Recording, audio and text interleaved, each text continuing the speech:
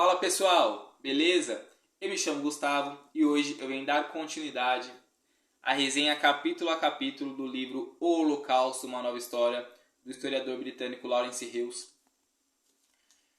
Hoje eu irei falar com vocês sobre o capítulo número 9, A Perseguição do Ocidente, que vai da página 218 à página 247, onde o autor ele vai se debruçar sobre a continuidade da expansão alemã. No capítulo anterior nós vimos que a Alemanha havia ali anexado a Áustria, anexado a Polônia, iniciou a Segunda Guerra Mundial e neste capítulo nós vamos ver algumas anexações que ocorreram no ano de 1940 e 1941.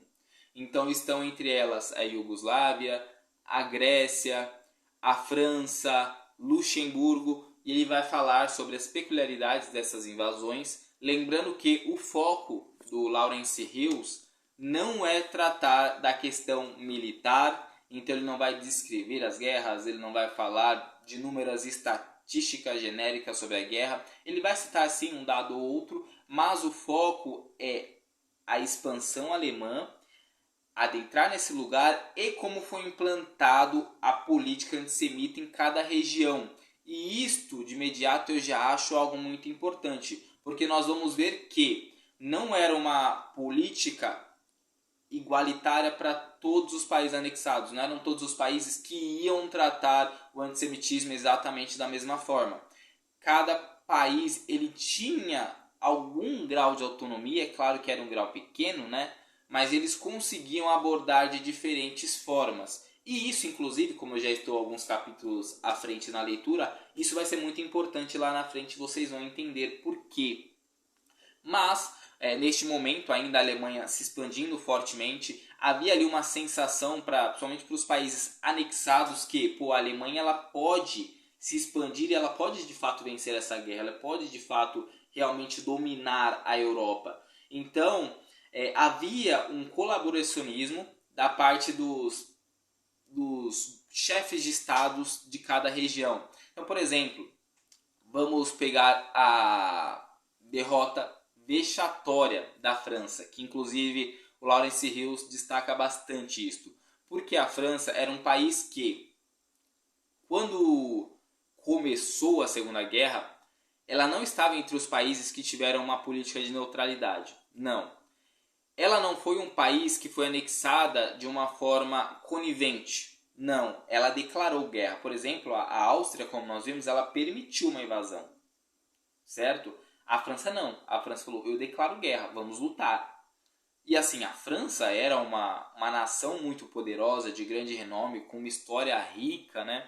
Então, se esperava um conflito de alto nível. E a Alemanha, ela venceu rapidamente. O conflito entre França e Alemanha durou somente 6 semanas, um mês e meio, e a França estava derrotada. E nesta derrota, eles colocam ali o Philippe Pétain, que era um herói de guerra lá da Primeira Guerra Mundial, como primeiro-ministro na França, e ele negocia com a Alemanha ali, e aí ele acaba chegando a um acordo onde a Alemanha ficaria com 60% do território francês, incluindo a capital Paris. E o Pétain com a França, vamos colocar assim, ele teria ali direito a 40% que ele manteria, sendo que ele trocou a capital para Vaik, que era uma cidade francesa, então ficou conhecida ali como governo Vaik, que foi mandado ali pelo Philippe Pétain, certo? Então ele negociou essa paz aí, e nós vamos ver que, por exemplo, as políticas em relação ao antissemitismo da França são diferentes de outros países. Então vamos pegar um exemplo, Luxemburgo. Luxemburgo, ao ser anexado, ela simplesmente de imediato expulsou os judeus conforme era o que a Alemanha gostaria que fosse feito. A Bélgica, em contrapartida, não fez isso. Ela não expulsou. O que ela de fato fez foi excluir judeus de algumas profissões. Então houve ali também alguma coisa feita contra eles, mas em contrapartida também muitos deles foram realocados para a indústria dos diamantes, que estava muito forte ali no período. Então ela não foi tão extrema. Só que, por exemplo, quando a gente fala na Bélgica, tem um caso específico que o Lawrence Hughes vai destacar, que Isso não é política do governo, mas dentro da Bélgica existia um grupo extremista chamado rechistas, e esses rechistas, eles, por conta própria, perseguiram alguns judeus. Então eles tacaram fogo em algumas sinagogas, eles eram um grupo de extrema direita que acreditavam nessa teoria de eugenia racial. Então eles fizeram isso, mas não foi a mando do governo necessariamente, foi uma política extremista de um grupo terrorista ali da região. Ponto. Mas por parte do governo não houve uma perseguição tão intensa quanto em outros países. Por exemplo, pelo menos nesse primeiro momento, estamos falando de 1940 a 1941, é bom lembrar isso, tá? A Holanda, antes mesmo de ser anexada pela Alemanha, ela já se recusava a receber judeus refugiados. Então você já via que antes mesmo ela já tinha uma política meio que de não colaborar com esses grupos, certo? Então já era uma política diferente. Inclusive, por ela já não colaborar com os refugiados judeus, quando ela foi anexada, houve ali um tratado mais tranquilo com a Holanda em relação a outras questões. Beleza? E já na França, um caso que eu queria ressaltar aqui, que o Lawrence Hughes conta e que eu achei muito interessante, mas ao mesmo tempo muito triste, mas também é importante porque ele mostra como que funcionava o antissemitismo e que como aquilo não era peculiaridade alemã. Porque no final de 1940, os alemães pegaram ali, a França, como eu disse, foi dividida, né? Então eles chegaram na fronteira entre França-Paris, que era da Alemanha, e França-Weich, que era do Python, e eles colocaram na fronteira 6.500 judeus. E falou, pode ir para lá. E eles foram. E ao chegar lá, os franceses inicialmente não queriam recebê-los. O Python, que inclusive tinha um entorno bem antissemita, né? As pessoas em volta dele eram antissemitas, as pessoas influentes na França, ele olhou e falou, olha, eu não quero. E ele tentou negociar com a Alemanha para mandar de volta, a Alemanha não aceitou, ele foi obrigado a acolher esses judeus, só que ele não acolheu, deu casas nem nada, não, ele simplesmente foi lá e colocou numa regiãozinha ali, mais isolada, eles ficaram ali durante alguns anos, até que parte desses 6.500 judeus, não todos, mas parte deles, já mais próximo ao fim da guerra, vai ser mandado ali para os campos de concentração. Então você viu que não havia uma ideia de, tá acontecendo isso lá, mas vamos ajudar. Não. Havia muito mais uma questão política ali envolvida. Então havia muita questão de, por exemplo, a Alemanha provavelmente vai vencer. É o que eles acreditavam até então. A Alemanha realmente estava tendo estratégias militares muito fortes.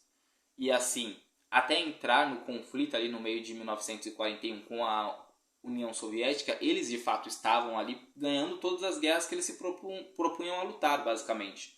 E por isso, muitos líderes preferiam se aliar ideologicamente à Alemanha, justamente por entender que até a invasão da União Soviética eles tinham boa chance de vitórias. Se fosse, por exemplo, nos dias de hoje, que está muito em pauta a questão de casas de apostas, em jogos e tudo mais, provavelmente nós estaremos falando de uma Alemanha que tinha mais chances de vencer até aquele momento. Por isso, era mais vantajoso se juntar a eles. Nós veremos também que essa autonomia ela vai até certo ponto.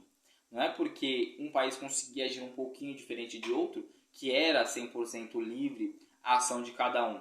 Mais adiante, uns 3, 4 capítulos mais para frente, que é onde eu estou, nós vamos ver que, aliás, nem tudo isso, acho que 3 capítulos à frente, nós vamos ver que a Alemanha faz pressão em países que começam a dar um pé atrás. Então não era tão simples assim, não era 100% democrático, mas havia algum grau de autonomia, certo? Então a ideia do capítulo é principalmente essa, eu espero que vocês tenham gostado. Se vocês gostaram, deixem um comentário, deixem um feedback, deixem um like e logo logo sai mais vídeo sobre este ótimo livro.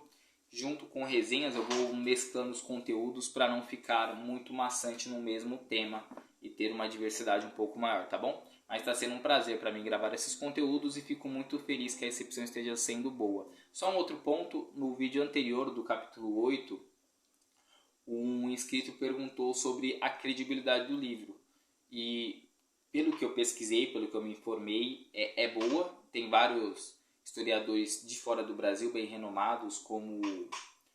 Eu não me lembro agora 100% o nome dos autores, mas vou deixar alguns aqui que fizeram críticas boas sobre o livro, disseram que é um livro com rigor acadêmico e ao mesmo tempo uma linguagem acessível para o público mais geral. Então é um livro que tem sim uma credibilidade, um respeito de uma forma geral dentro da historiografia, ok? Então é isso, pessoal, espero que vocês tenham gostado. Se gostaram, deixem um like, um comentário e é isso, um forte abraço.